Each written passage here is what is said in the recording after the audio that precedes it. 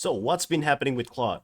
Claude has been wonky, okay? And ever since, the reason why I say that is because ever since I discovered the AI Coach prompt around the middle of December last year, it has been working like a dream, okay? I've been using the AI Coach prompt for all of my processes since, but starting from around mid-January onwards, something has changed. And it's not just me who's saying it, it's a number of my community has been saying it. Claude kept forgetting details. It has been asking bad quality questions. It goes on a tangent, and it tends to lead us down directions that ultimately don't seem to matter in the end, even with the AI Coach prompt. And normally, the AI Coach prompt works wonders. Again, this is not just me. A lot of people have been complaining about it, and obviously we are using at that point in time it was before 3.7 came out, so we were using 3.5 Sonnet. So none of you said please don't say things like, hey, you gotta use 3.5 sonnets and whatever. Not you're using the most advanced version, okay? So we do not know what happened, and but we do know that certain things were a little bit off. It seems we don't know why, but we are sure that it is off. So at that point, we started hearing about this upcoming Claude 3.7 Sonnet model, and a part of me started thinking that could it be that perhaps the dreamy performance that I experienced earlier, starting from like December and January earlier, that like was it due to Anthropic's testing 3.7 in the shadow? And I don't know for sure, but the whole community started getting excited about it, and eventually it arrived. After about a month of trying 3.7 with extended thinking turned on and off, we experimented with a whole bunch. I realized that nothing actually changed. And one day, I decided to switch back to 3.5 just to try. And for some reason, AI Coach performance went back to pre-update levels. And I just need to let you know that during the point when 3.7 first came out, when we started using the AI Coach, even with 3.5, it wasn't working well. And so after 1 month, went back to 3.5, and it works. It works so well. To find out what's wrong, I decided to run this experiment to share with you guys my findings. And before we get there, if this is your first time here, and my name is Felix, I run basically this channel to show people what actually works versus what is hypey and what is theoretical. I expose BS in a sense. So in December, for context, I created something I call the prompt that makes prompt engineering obsolete, which is the AI Coach prompt. It is an extraordinary claim, but I feel that I can stand behind that because I have evidence of it. I have made a video on it on my channel, and if you scroll through my video, scroll through my videos, you will see one of the videos is about the AI Coach, and you will understand why I call it that. And if you want, you can check it out. And in the description down below, I've included a link where you can watch the recording of a workshop that I conducted on the AI Coach method. It is pay as you wish. So even if you put $0, I'm totally fine with that. Won't chase you for money. So I'm gonna share with you from here the results of my analysis. Let's begin. So uh, I conducted two experiments, 1 and 2, and you can see. Oh, you can't see. Let me see. Okay, now I think you should be able to see. I'm going to drag it down here a little bit. Okay, cool. Oops. Okay, this should work. So I have all these windows. I've done it I've had like a lot of conversations to test this out. So I got one of it was, I'm gonna walk you through one by one. So this is the first one, Claude 3.7 Sonnet, with extended thinking and what I call a basic prompt. I got variation A, variation B, variation C, and the reason why, sorry, it's not a variation, it's a same prompt, no variation, to have control. All right, so this is 3.7 basic, and then you got this part here, A, B, and C. Okay, I'm gonna show you guys the proof of it. Don't worry. Right now I'm just looking at it through like well, quickly walk you through it. So this is a wildcard that I decided to put in right in the middle of an experiment because of reasons that I'm about to explain to you, and 3.5 Sonnet Basic. So in this conversation, the outputs were a lot better, and I'm going to show it to you as well. So this first four, which is this one, 3.7 Sonnet Basic, 3.7 Sonnet Basic without the extended thinking, which is normal, the wildcard, and 3.7, 3.5 Sonnet Basic is the first experiment. The second experiment is 3.7 Sonnet with with the advanced prompt, and 3.5 Sonnet with the advanced prompt, the second experiment. So as I show it to you later on, I'm gonna open up the tab again so that you can see that I'm not modifying any of the results. So the lens that I'm analyzing this through is basically through stress response. And stress response is basically my idea of like how stressful is the response to me. And that is the lens that I'm analyzing it through. Why? Because the usage of AI is supposed to make our life easier. And I maintain that we should look forward to using AI rather than having to force ourselves to use AI. And if let's say I feel that I have to force myself to use AI, or if I feel that it's a lot easier if I just do it myself, I think that that process is a failure. So I am always constantly, like, whenever I come up with a new AI process for myself or my clients, I'm constantly looking at it through how much stress is this giving me. And some of you might say, oh yeah, well, sure, like why should there even be stress in the first place? Well, I mean, if you're a light user, then it wouldn't give you stress. But like if you have been using AI a lot, I'm sure you have experienced times where the AI just doesn't give you what you want, and it just can't seem to understand what you're looking for because your needs are so nuanced and so like in depth. And you will see what I mean very soon. So basically, I'm assessing the outputs on two main criteria, which is like the question quality and the real estate. So question quality and real estate um, takes up the most amount of stress response. So question quality is because I'm using AI not as a way to just answer me. I'm using AI to help me work, and I'm also using AI as a brain sparring partner. So if it is asking bad quality questions, I get stressed. If the output by the AI is giving me pages upon pages upon pages of stuff, I get stressed too. And real estate is a very important thing because we are using AI to make our work faster. If we have to take a long time to get our work done because we have to read through all kinds of garbage that the AI is putting out, I don't think that is a good usage of AI at all. So that is the lens that I'm analyzing this through, right? So I'm using the AI. I'm using the lens. I'm using a particular AI process to run this experimentation on, which is the AI coach method. Why? Because it is my best process and it is nearly foolproof. And I'm using the AI coach method today to help me write a sales page. And the reason why is I use sales page writer is because it's highly in demand. It takes a lot of time to actually write good quality sales pages. And by the way, I call them offer docs.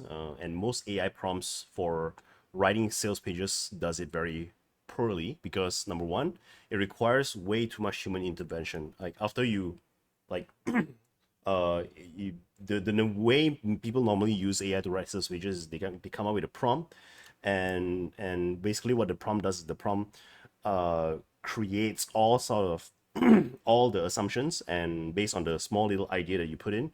So it gets a lot of things by assumption, and you will have to go in and basically course correct, or like edit it yourself. And experienced copywriters will be like, if I have to do this much edits, I might as well just do it myself and then let the AI do the edits.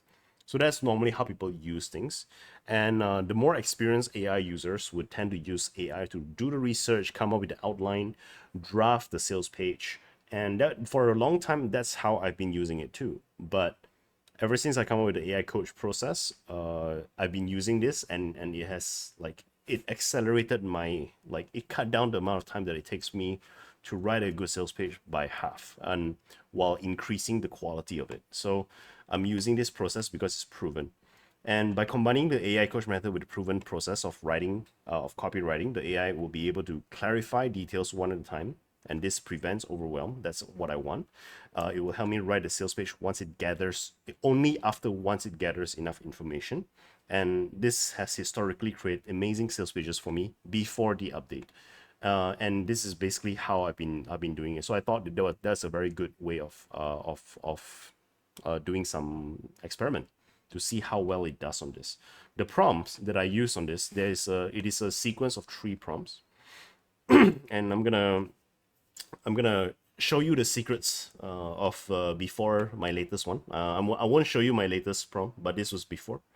So the way it works is, and by the way, I want you to see this because I want you to understand and see and assess for yourself if you think that I did something wrong. Like if you think that I did something wrong in this experiment, sure, you can go ahead and fire away, but see my logic first. Right? So I wouldn't enter into a debate with somebody who doesn't even do their homework.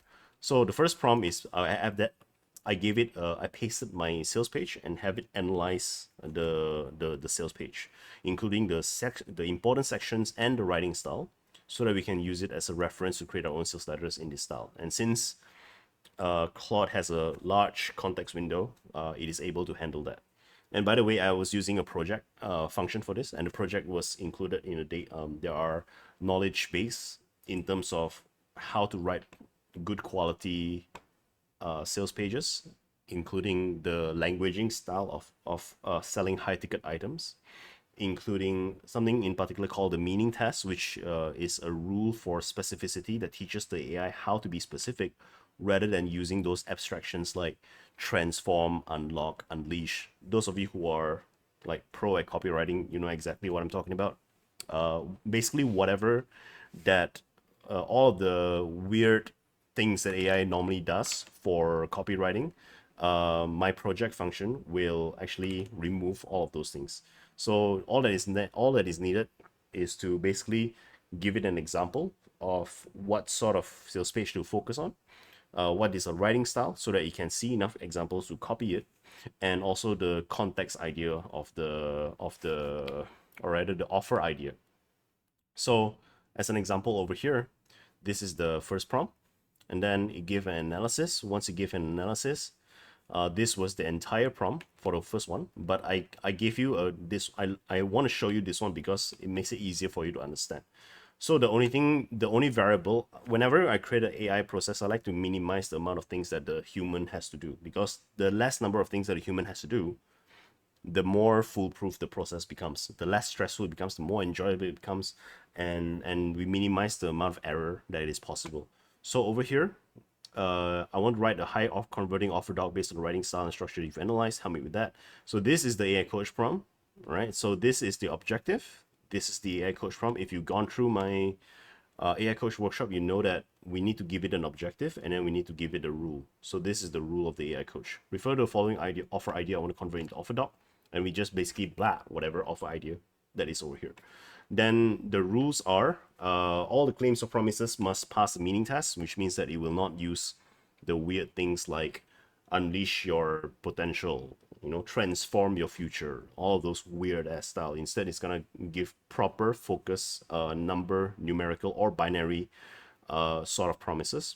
All the languaging of the offer must follow all the principles laid out in precision principle. Refer to the file precision principle is basically luxury language. How to speak luxury language is a file that I give it. How to magic pill an offer is basically the thing that is a file that teaches the AI how to name things in the style of a magic pill. Use bullets only when you're listing clear standard items. This teaches the AI how to not overuse bullets, because if you've ever done copywriting using Claude, you know that it likes to come up with bullets and bullets and bullets and bullets, which is honestly, to me, I don't like. And I think it just makes it too left brain, not emotional. So I don't like it. For descriptive or storytelling sections, blah blah blah. Use short punchy paragraphs writing style. This ensures a smooth integrated reading experience. Bullets should only enhance. Same thing. So these three bullet points does the exact same thing, which is like breaking up. Don't use too many bullet points. Use the appropriate rich text. Use the appropriate style of writing for the appropriate section. So on the third prompt, right? On the third prompt, I said this one in response to its first question, and across the board, across all of the thing, like A, B, C, for all of the things, the question was the same. So I felt it was good enough that I put it into this part over here. And the question was, what is the specific measurable outcome can users expect? So I'm gonna go through it one by one. So I'm gonna now show you what happened here so that you can verify for yourself that I didn't do any form of alterations, because we are gonna go into the analysis real soon. Okay. So with that being said, here it is. So this one, this is the first prompt for A. This is the second prompt, and this is the output. This is the third prompt. First prompt for B. This is the offer idea and the prompt. Second prompt, this is the output. And C. First prompt, offer idea plus the instructions.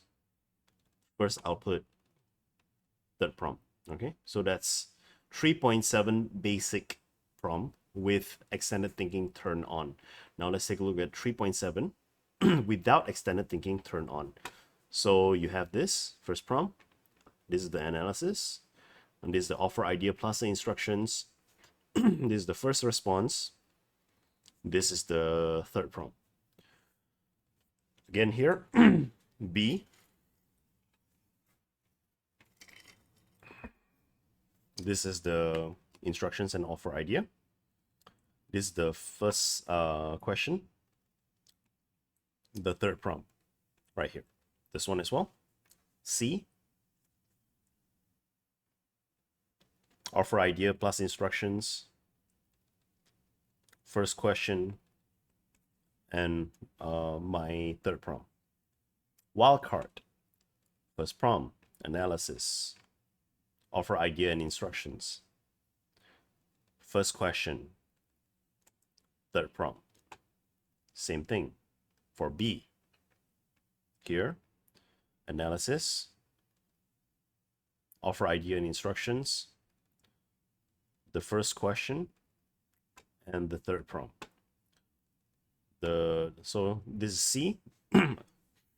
Request for analysis. We got this thing here, and you got a first question and third prompt. That's a wildcard. This is A for 3.5 Sonnet, first prompt, analysis, using artifact, which I actually appreciate. It's actually much better than previous versions.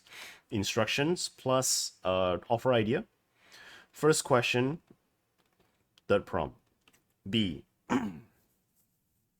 Analysis again. It automatically uses artifact, already proving itself to be smarter.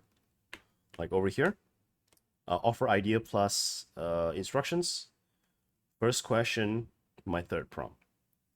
Last one, C for 3.5 Sonnet. This is analysis request.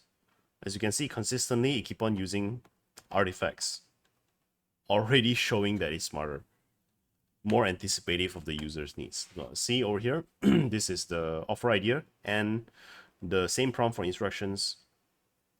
And my third prompt here, and preceding that, this is the question. Now, so you can pause anytime, so you know that I didn't like amend or alter any of the, I didn't tamper any of the things. So let's begin the analysis. Excuse me, I keep coughing right now for some reason. All right, so I've organized all of these into this table, right? And red means it's like really bad, very stressful.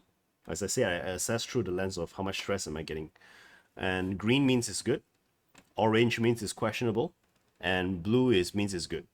So over here, right, if you take a look, the first response from the AI from this, okay, what specific measurable outcomes can users expect to achieve with the relationship OS in their personal or professional relationships? So this is an actual live product that I needed to that I wanted to market because I was running a workshop on the relationship OS, which is integrated with the principles are integrated with an AI coach. The idea is that if you install this AI coach into your Claude, whenever you have some sort of relationship or communication issues, you can talk to this and it will come up with a strategy with you together. It's gonna guide you to come up with a strategy.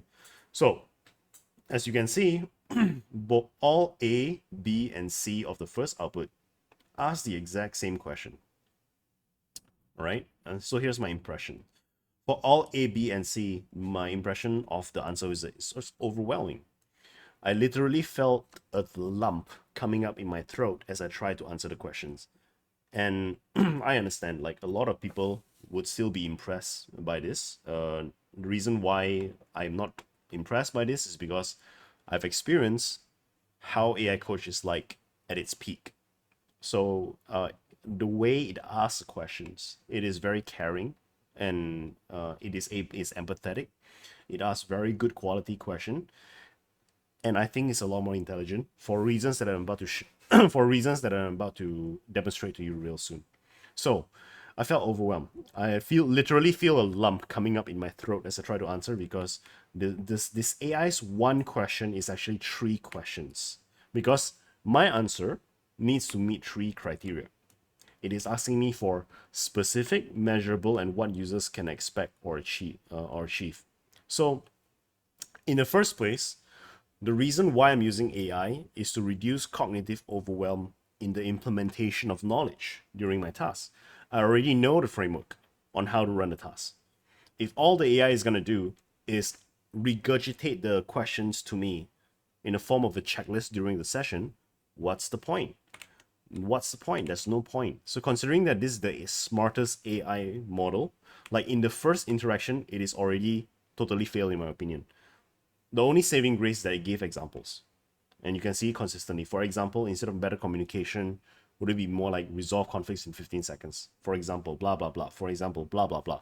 So at this point, I'm going to move on to 3.7 basic normal. Again, it still asks the difficult question. And despite, like, yeah, it just asks a difficult question. So over here, the same question, except the third one on C, it says over here, what's the biggest, most specific problem that the relationship OS solves for your ideal customers? And that's actually is a better question because it is a pain-based question because you, as the creator of a solution, you already know what is the pain that drove you to create a solution. But if I ask you to try and anticipate what other people might be thinking, or how will your stuff create results for them, or rather should I say, what results can your stuff create for them? It forces you to commit. It forces you to anticipate. It forces you to guess, and at the same time, overcome whatever internal insecurity or imposter syndromes that you might have about your particular offer. So that causes stress. But when you ask something like this, it makes it easy for you to answer. So among A, B, and C, weirdly enough, the less intelligent, like without extended thinking, actually asked better question. And then it came to a bad question. What measurable outcome or result will they achieve after using these AI processes? Then I started to feel that lump on my throat again. So however, it did ask two questions instead of only one, which means it didn't actually follow the instructions because remember the AI coach prompt asks, it means that the AI should ask only one question at a time, and it asks two questions over here. So it is also so it's slightly inconsistent. So you got one good questions and four bad questions, like three bad questions, right? And it totally forgot the instructions. Between these six examples, at least the extended thinking remembers to ask only one question at a time. Now, at this point, I decided that I'm going to throw in a wild card. What if the reason why I throw in the wild card is because in my mind I was thinking, what if the whole RAG thing is messing with it? What if there are too many things to the point where I'm overwhelming and overloading the AI. So I decided to do one without a project function. I removed all of the files, and it actually asked better quality questions. What's the core transformation or benefit clients will experience after using the relationship OS? So over here, I put it as orange because it's not asking for specificity, which makes it easier to answer. You know, over here, what is a primary pain point or before state your target audience experiences that the AI relationship OS directly solves? This is good. This is good. And it says the analyzed sales pitch was very clear about the pain of 20 plus hours of tedious marketing work. What's your equivalent? So this is it gave education as well. So, and the question it asked was like a good quality question that is easy to answer, and that's what makes a powerful question. The third question, what's a primary transformational result your target audience wants to achieve through the relationship OS? Is not as easy as this one, but it is better than 3.7 so far. So overall, it is surprisingly better than using projects. It asked a typical question, but it didn't ask us to assign a measurable outcome. And the inclusion of I'm looking for the single most compelling outcome that will make someone say, I need this right now. Right, as you can see over here, this inclusion into the line makes it, even though the question is still a hard question, the inclusion of this line makes the question easier to answer. B did very well. Not only did it ask a question that was easy to answer, it also referenced the original sales page analysis to give an actual example. So this came from the analyzed sales page, actual example. And we as humans, we tend to answer better when we have examples as well, just like AI. C is similar to A, but it gave reason why it's asked, but didn't use that real estate to make the question easier to answer. So this part here from A makes it easier to answer, but this part here from C doesn't make it easier to answer. So having said all that, although on the surface the wildcard seems to perform better, it doesn't have the benefit of important project knowledge. And as I established earlier, the meaning test is important. Precision principle is important. And there's another file which is called the Guide to Writing Effective Orthodox, which is a file that I wrote. All of it very important. So without the context of this, it will miss very important principles that makes a sales page work. So although this was useful to indicate to us what is happening, this is not going to be useful. So I didn't continue the conversation there. And then came 3.5 basic. 3.5 basic was still asking tougher questions, but it does something very interesting. It makes it very easy. So again, like if let's say we were to do this in pre-update, I don't think it's gonna ask this question. I think it's gonna start with the easier question, because that was my experience of it before that. But after the update, it asked this question. It was definitely affected for some reason that I do not understand why, but it was definitely affected. So based on my analysis of the provided documents in your offer idea, let me start with the most critical question that will shape the entire offer doc. What specific measurable outcome? So it's hard question, yeah? But notice what's happening. It educates you. It does this thing where it come up with an explanation that makes the question easier to answer. Same question here over here. What specific measurable outcome can you promise a buyer within a defined time frame? And it does this thing again. I'm asking this first because looking at both the precision principle and the meaning test, every high converting offer needs to lead with concrete measurable transformation. Right now, the offer describes features and experiences, but doesn't specify exactly what someone will achieve. So same thing with C as well. So so as I put in the impressions over here, my analysis, right? 3.5 also asked a difficult question, but it asked it in a way that made it easier to answer. Questions framed this way: what can someone achieve within the defined time frame? Or what can your ideal client will achieve within defined time frame is a lot less stressful to answer than what are the specific specific measurable outcomes that users can expect. Notice this. Notice this. Can someone achieve within a defined time frame, right? Can you promise a buyer will achieve within a defined time frame? Why is this easier to answer?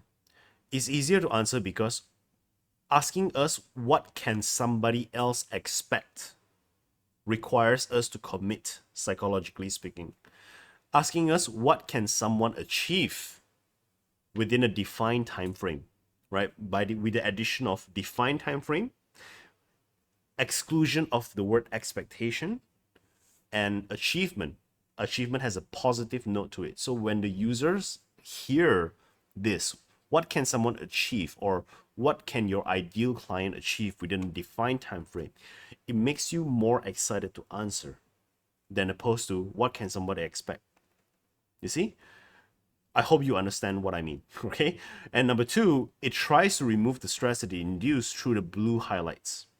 It explained why it asked the question. It educates the user on why the current direction doesn't work. It gave examples of what it's looking for, and it did this across all the output. It was remarkably consistent. One side remark is that it is also consistent with 3.7 with extended thinking. However, the 3.7 makes it stressful.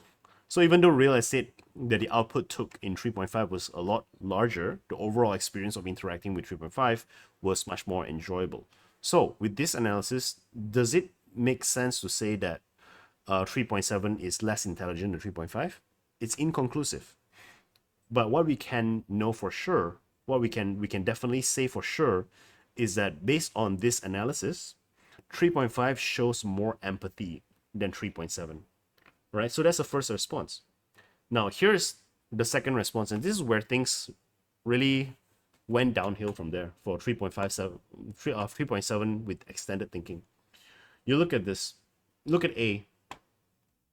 When I say, what was my third prompt? Remember that? My third prompt was, that's what I'm struggling with. Help me with that. Because they're all asking me for specific measurable outcome that users can expect. So it's okay, that's what I'm struggling with. I do not know. Help me. All right. So look at this. All right. It says, you're right to recognize this as a critical issue. The documents you shared emphasize the vague promises kill sales, while specific measurable outcomes drive conversions. Great. It showed empathy. Looking at your relationship OS concept, here are some potential specific outcomes we could define. Now, this line in isolation is great, but look at this thing here, this monstrosity. It is saying here are some potential specific outcomes we could define, and it is giving all the tools. So sticky scenario, discussion ender, crown maker. These are three things that I put into the workshop. And why is it promising? Why is it asking me to promise only one of the things among all the amazing stuff? Why? Because we already established from the get-go that we need to come up with one primary promise for the offer. And it knows this because 3.7 basic normal knows this. 3.5 basic normal knows this, right? And somehow extended thinking doesn't know this. And it is asking me to shoehorn myself, to just box myself into just one of these things. That's no good. That's not good at all. So it gave this one, however, overall promise for a complete system, like 3 potential promises. It should have done this from the get-go, but instead it gave this. Very bad. And then it asks this question: which of these resonates most with the true value of your offer, and do you have evidence that you can deliver these specific outcomes? The first part of this question was good, but then it has to ask another question, completely ignoring the instruction to ask only one question at a time. On top of that, it asks a scary question. Do you have evidence that you can deliver these specific outcomes? Dude, it's a new offer. Why does it assume that, as if I'm running this offer for a long time? All right, let's go to B. Same starting point, but look at this.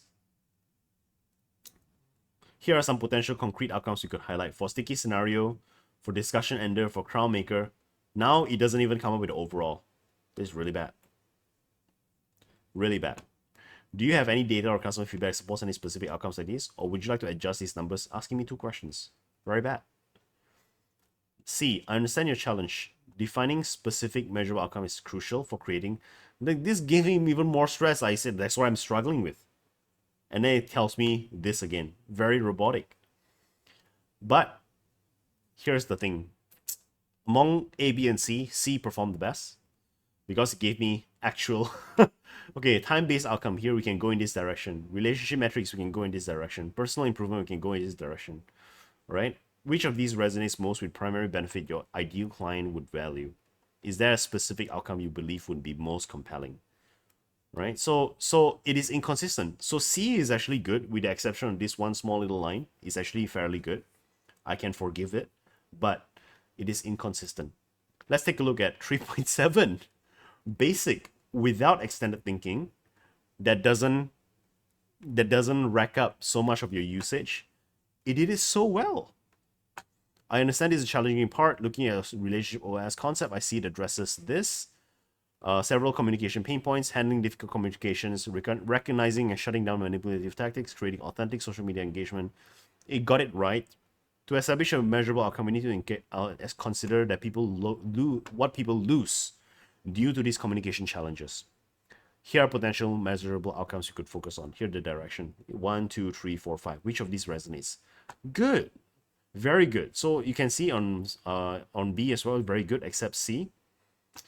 And it got so well up to this point. But now it's like, so let me ask, what specific pain points do your ideal customers experience in their relationship that these tools would solve? As an example, are they losing this one? Are they wasting this one? Are they using this one? And I asked another question. What concrete? It didn't follow the instructions. This was okay, right? But then it didn't follow the instructions. And it asked me another question. So that was a letdown. C, objectively speaking, none of C is gonna work. However, I put everything here in English. It cannot work because it is missing the key context, the key knowledge, because it was unable to, like, it is not using project function. But I did it anyway because I'm just curious what's gonna happen. So the problem with C is that it's constantly using abstractions, the transformation, also like mastery, conversation master in any scenario, like all of these overused high force words. It's actually a turn off to people who are actually looking to buy.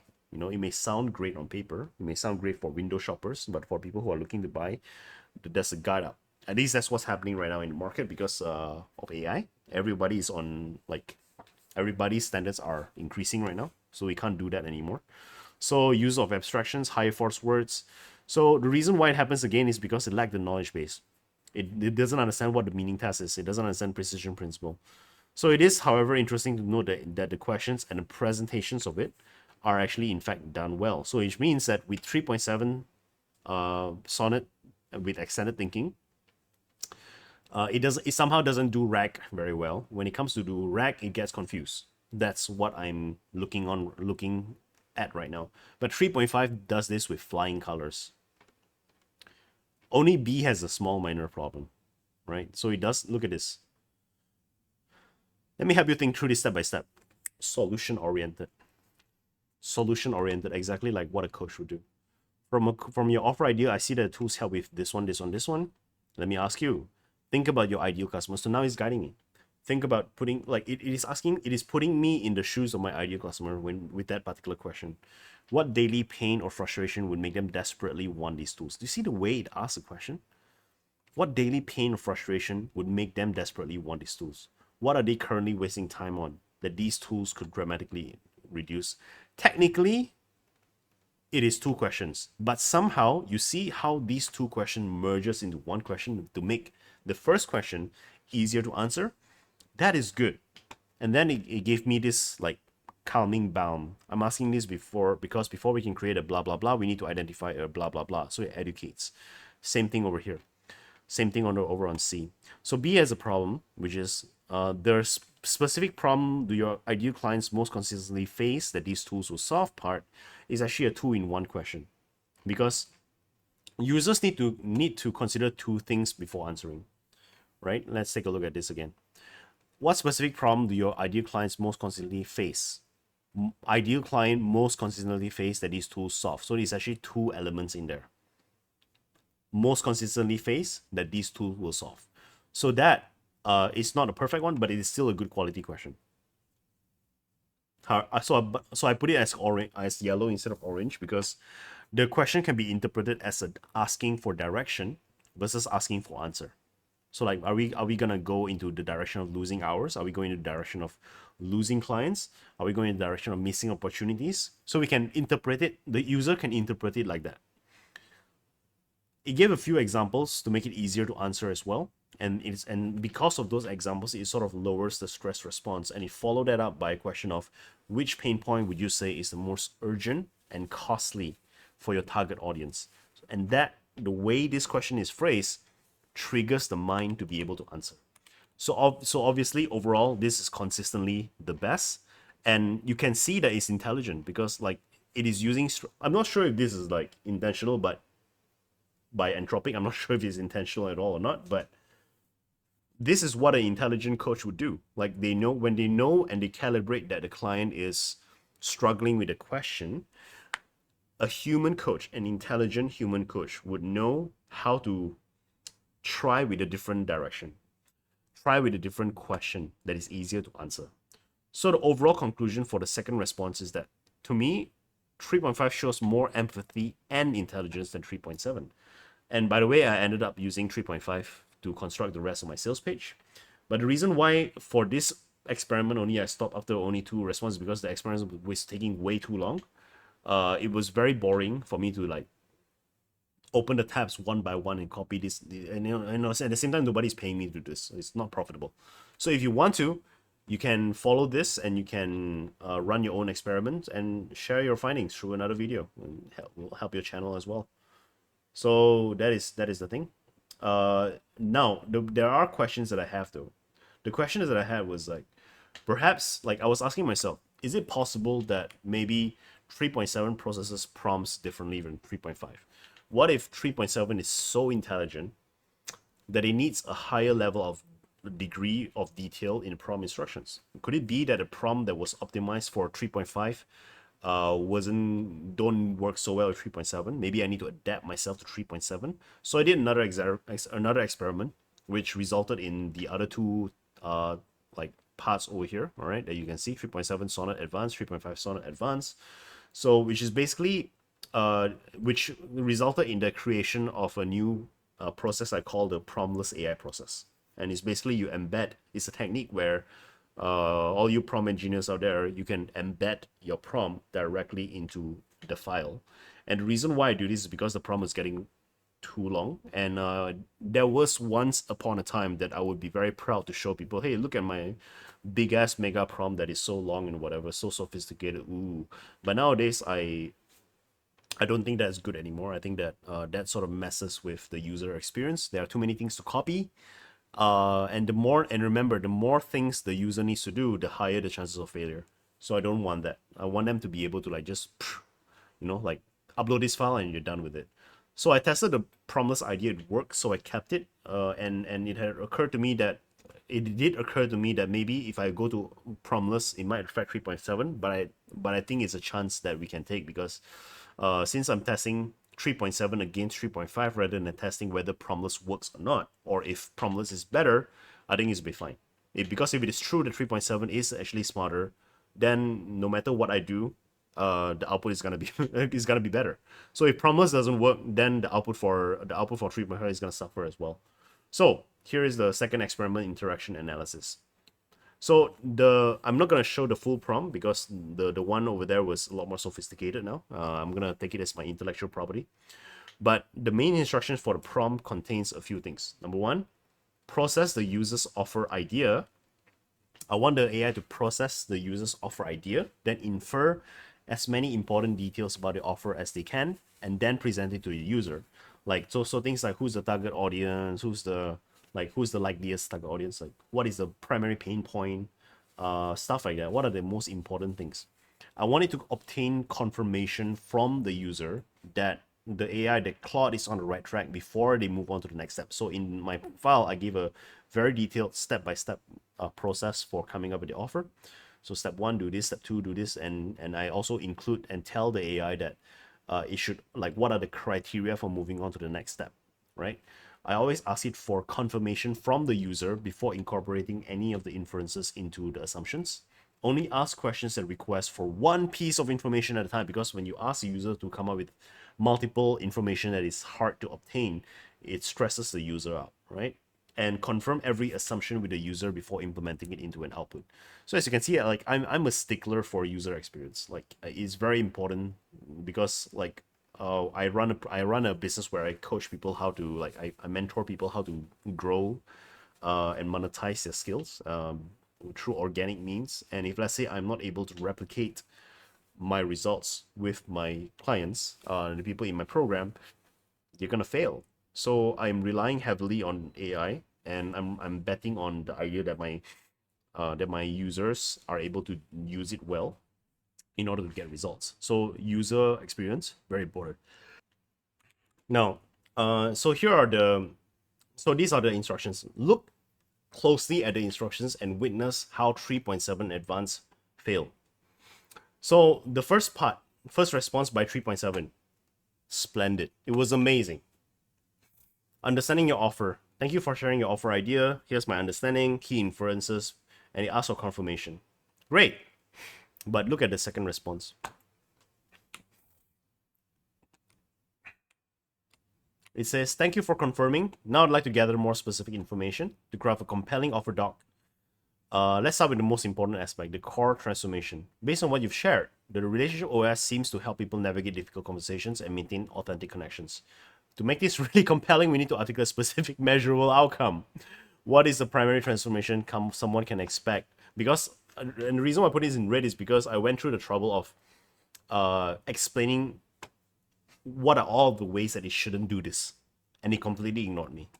So the first respondent analyzed it well, added the key inferences, asked one question it's meant to ask, but on the second one, it didn't ask for a specific measurable outcome. Like, it pointed out, like, the objective, which is to make this offer really compelling, we need to articulate a specific measurable outcome. That makes it that it's supposed to do that. It's telling us the objective, but it didn't ask the question. It actually asked an easier question, which is good. However, it's still asking what can someone expect after blah blah blah, and it failed to follow instruction of asking easy question. I've put very specific criteria of what makes an easy question an easy question, and you will see in 3.5 later that it actually followed the instruction. Easy questions, I'm looking for multiple choice questions. I'm looking for questions that are easy for the user to answer, but reveals a lot about what the user wants. And I gave, like, a complete tutorial on how to answer how to ask such questions. It completely ignored it. B was worse, way worse. Look, it started off well, and then it asks 4 questions at a time. Before I start crafting an offer doc, I'd like to confirm a few details. Who is the primary target audience? What would be the ideal timeline? Do you have a special price point or investment level? Blah, blah, blah. Oh my god, so stressful. All right, and then after I give the thing, it just completely ignored all of the other variables that could potentially impact the sales page, and it just proceeded to write the whole damn sales page. All right, very bad. So the first response was decent, except the hard questions, and like 4 hard questions at once. And the second response, they immediately skip all over the steps, all other steps, ignored all the details, and just assumed the details. So it just occurred to me I should have saved the output for you. Wait, I do have the output. Let me take a look. This is advanced B. Like, I don't agree with it. So this is the output. I don't agree with this. Transform awkward exchanges. In the first place, transform is a banned word inside the Google Doc. Inside the uploaded file, it's a banned word. It shouldn't be using transform. It's overused. Professionals face moments that make their stomachs drop. Too dramatic. There are a lot of things over here that when I look through, it just doesn't make sense. Process 1, sticky scenario, day 1 to 7. It's a 2-hour workshop. Why does it say day 1 to 7? It makes no sense. Access to 50 plus proven scripts. I don't have access to 50 plus proven scripts. or word for word responses, blah blah blah. All of these completely missed the point. It got the point somewhat, something, but the rest of it completely missed it. Right? Jessica doesn't exist. Like a lot of this over here, like for the people who are new at copywriting, if you look at this, the people who are new may be, wow, it's so amazing. But experienced copywriters are gonna look at this and say it's a terrible output. So it just assume the pricing as well. So it doesn't work. It is very, very bad. C. Started off well. Second question, again with the same like A. What specific results can users expect? It's actually worse than A, because I told it not to ask specific results that users can expect. It failed to it failed to follow instructions for asking easy question, and even though I made it in the embedded prompt, I made it very, very clear that it should never ask the user what specific results can the ideal clients expect. It asked it anyway, right? So you can see it clearly failed. For 3.5 advanced, it was a dream. Look at this. Look at this. I'll help you develop it into high converting offer doc, processing your offer, blah blah blah, key inferences, blah blah blah, positioning offer observations. It even gave me a positioning observation. Before I proceed with the additional questions, let me confirm. Am I understanding correctly? And they asked a cool question, which is not cool, but I can forgive that because it does the rest of it so well. Please confirm. Okay, I confirm. And then look at how it asks this question. Which of these best describes how users will access these AI processes? A, B, or C? And it didn't ask me immediately the question about it didn't ask me to go immediately question about specific measurable outcomes. So this was very smart.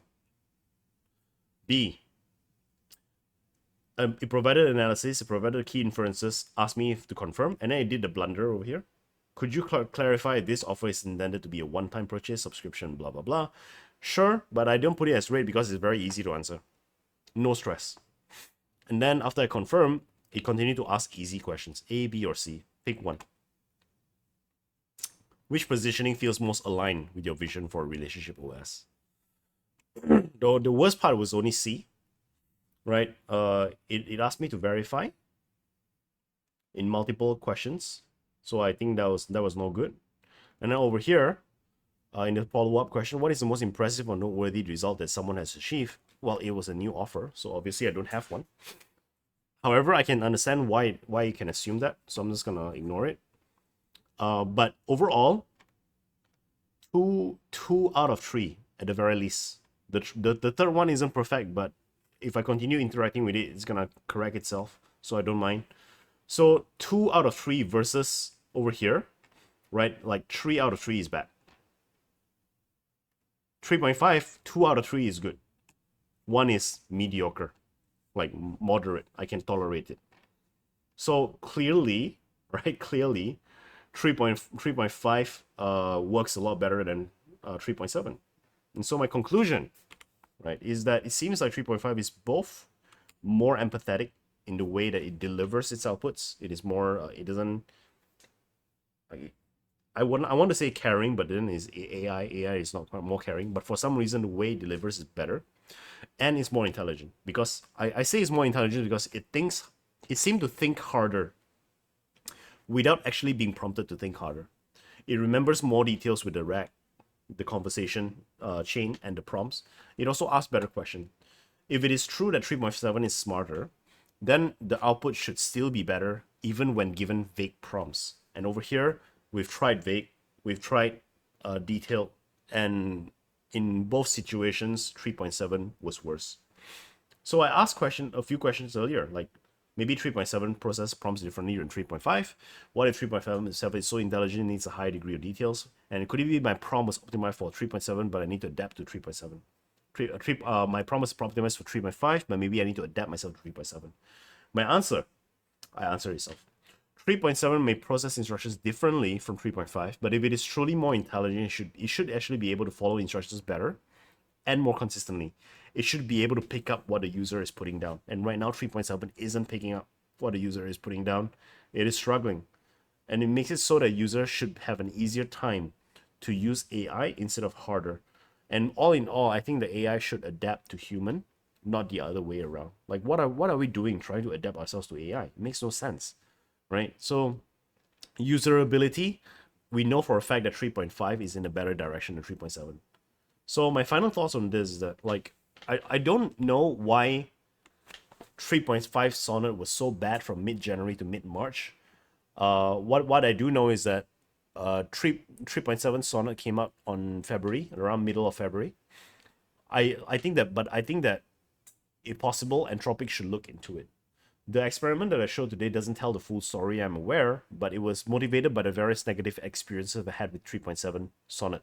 What I've seen today and all the different experiences tells me that benchmark tests don't tell the full story. One example, an F1 car can do very well in the racetrack, but you try to bring the F1 car outside of the racetrack, it's gonna get stuck in the first bumper.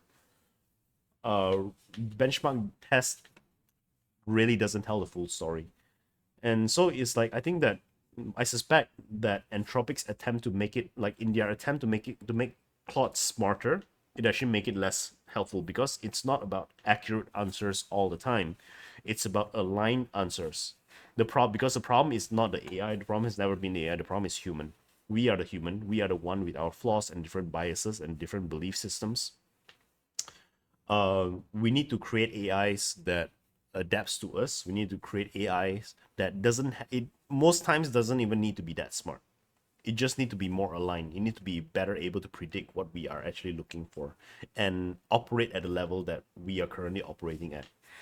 So and that's kind of giving me of something that a standing message that I keep on seeing from developers. Like developers tend to want to create more all-in-one AI tools, and because they create all of these more all-in-one AI tools, it actually creates a lot of breadth over depth, which means that it is more mediocre across many domains, but it is not so good in one particular domain, right? And many developers want to create smarter AI, but all that is doing right now is that the AI is just making way too many assumptions and just jumping the gun.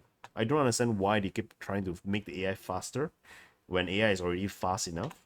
We need to have AI that is more empathetic, that slows down, not go faster.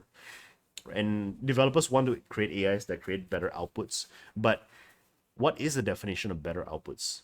In my experience, all of these so-called quote unquote better outputs only tend to create very lengthy user experiences because we ask the AI to do something, the AI come up with an essay for us. We don't need an essay. We need a targeted, on point, aligned answer.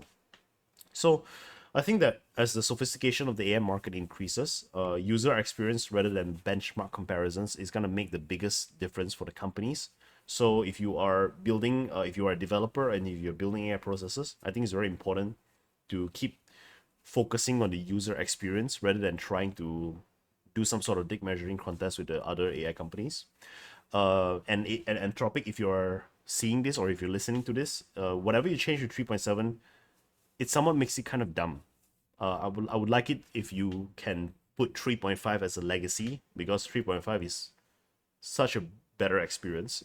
Please figure out why 3.5 delivered such great experience and reincorporate that perhaps into future shipments. If you're gonna come out with Claude 4.0, please don't make it smarter at the expense of empathy, at the expense of it being unable to do RAG properly.